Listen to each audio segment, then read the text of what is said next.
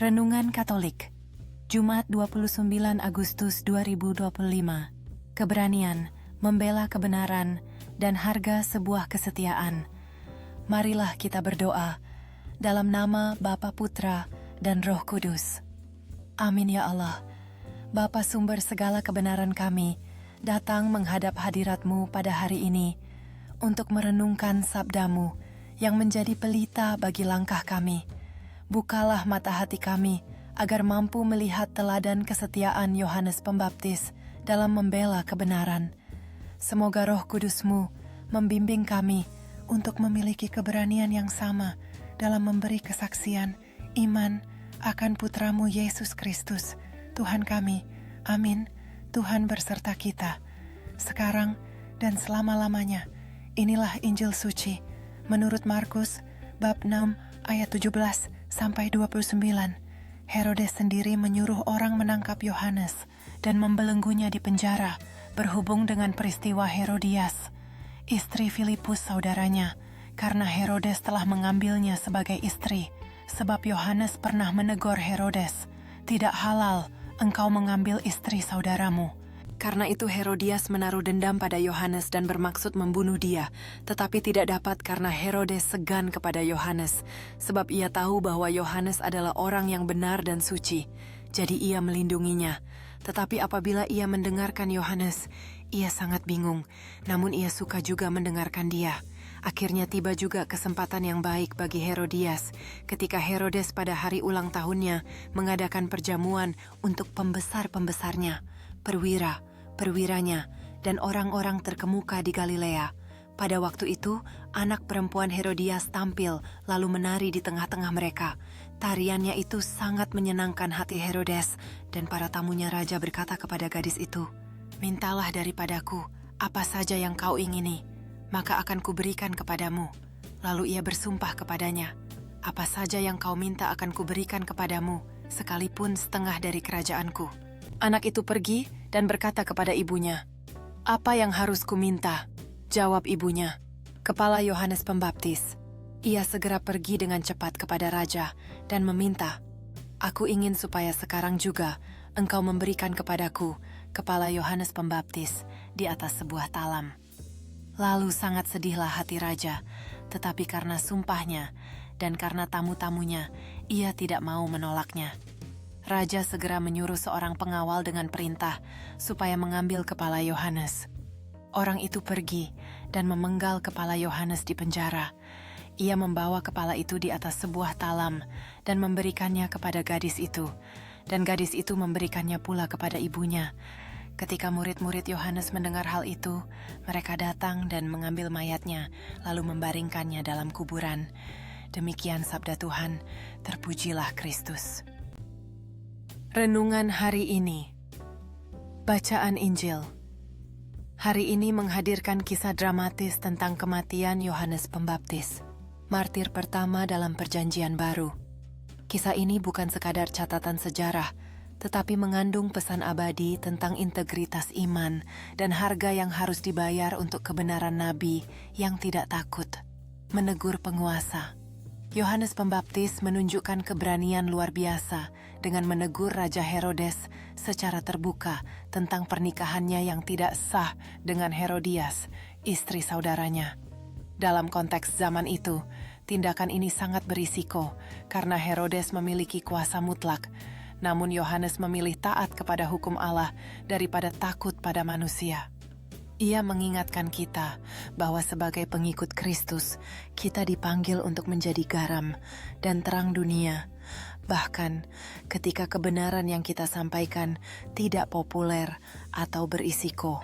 Perikop ini memperlihatkan 3 dosa yang saling terkait: keserakahan dan nafsu Herodes yang mengambil istri saudaranya dendam, dan kebencian Herodias yang ingin membunuh Yohanes, serta kebanggaan dan kelemahan Herodes yang lebih memilih menyenangkan tamu daripada mempertahankan nyawa orang tak bersalah.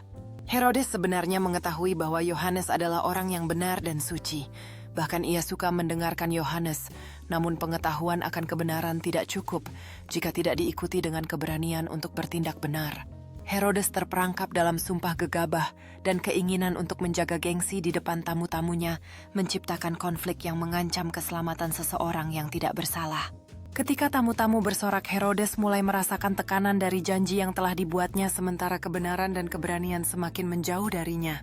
Walaupun pengetahuan Herodes tentang kebenaran ada kekuatannya untuk bertindak benar terbatas oleh kebanggaannya, membawa hasil yang tragis bagi seorang yang tidak bersalah. Drama kejahatan dan kelemahan manusia ini menunjukkan sifat kedamaian yang hancur di antara Herodes dan Yohanes Pembaptis. Herodes terjebak dalam keserakahan dan kebanggaan, memilih untuk mengutamakan gengsi di depan para tamunya daripada melindungi orang yang benar. Konflik antara keserakahan dan keinginan untuk melakukan hal yang benar semakin mendalam.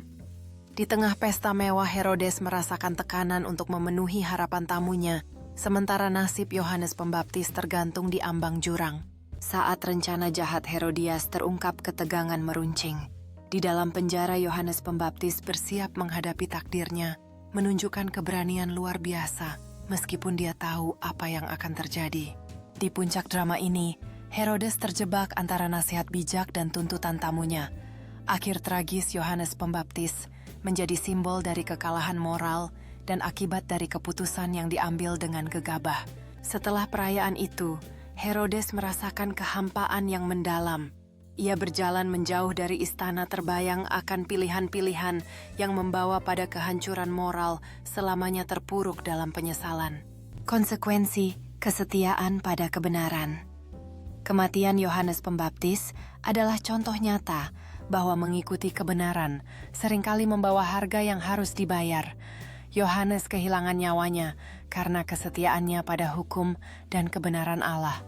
Dalam dunia modern, kita mungkin tidak dihadapkan pada risiko kehilangan nyawa secara fisik, tetapi kita mungkin menghadapi penolakan sosial karena mempertahankan nilai-nilai Kristiani, kejahatan verbal karena membela kebenaran, diskriminasi di tempat kerja karena prinsip iman, oposisi ketika menyuarakan ketidakadilan, relevansi untuk kehidupan kita.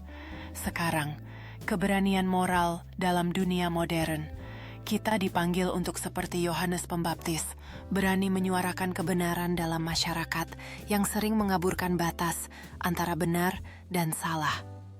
Ini bisa berarti menolak budaya korupsi, membela kehidupan dari konsepsi sampai kematian alami, atau mempertahankan nilai-nilai keluarga Kristiani.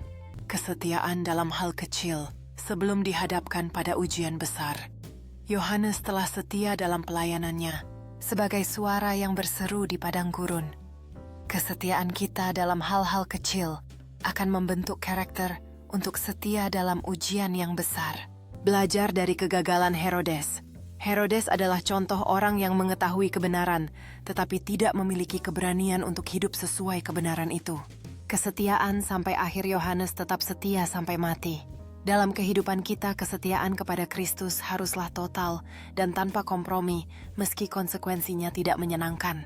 Kesetiaan dalam hal kecil akan membentuk kita menjadi pelaku firman yang sejati.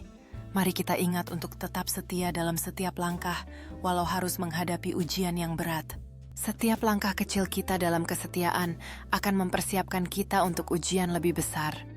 Kita harus percaya bahwa kekuatan Kristus menyertai kita di setiap fase kehidupan. Marilah kita berdoa. Ya Bapa yang Maha Setia, kami bersyukur untuk teladan Santo Yohanes Pembaptis yang berani membela kebenaran, bahkan sampai memberikan nyawanya. Berilah kami roh keberanian-Mu, agar kami tidak takut untuk menyuarakan kebenaran-Mu dalam dunia yang sering membungkam. Suara-Mu, bebaskan kami dari kelemahan seperti Herodes yang lebih mementingkan gengsi dan penampilan daripada melakukan yang benar. Teguhkanlah iman kami, agar kami setia sampai akhir dalam mengikuti Putra-Mu Yesus Kristus. Semoga melalui perantaraan Yohanes Pembaptis, kami pun dimampukan untuk menjadi saksi-Mu yang berani dan setia, siap membayar harga untuk iman kami. Dengan pengantaraan Yesus Kristus, Tuhan kami yang hidup dan berkuasa bersama Dikau dalam persatuan Roh Kudus sepanjang segala masa, dalam nama Bapa, Putra, dan Roh Kudus. Amin. Bagikan renungan ini. Jangan lupa klik subscribe, tekan tanda lonceng, dan like YouTube @Rifael1 agar semakin banyak orang diberkati oleh firman Tuhan. Dalam kehidupan sehari-hari, banyak orang mencari cara untuk menemukan pengharapan dan kekuatan di tengah tantangan yang ada. Melalui renungan ini, kami berharap dapat memberikan inspirasi bagi Anda. Setiap hati yang terbuka dapat menemukan kedamaian dalam firman Tuhan, dan kami ingin mengajak Anda untuk bersama-sama berbagi pengalaman ini dengan orang lain.